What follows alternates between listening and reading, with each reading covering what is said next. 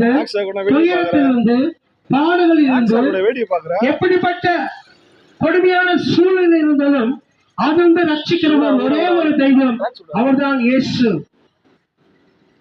இயேசு என்ற நாமத்தை அல்லாமல் வேறொரு நாமம் உலகத்தில் கொடுக்கப்படவில்லை. இயேசு என்ற நாமத்தை சொல்லும் பொழுது நம்ம தீராத வியாதிகள் தீரும், பிசாசுகள் ஓடும், வியாதிகள் மறையும்.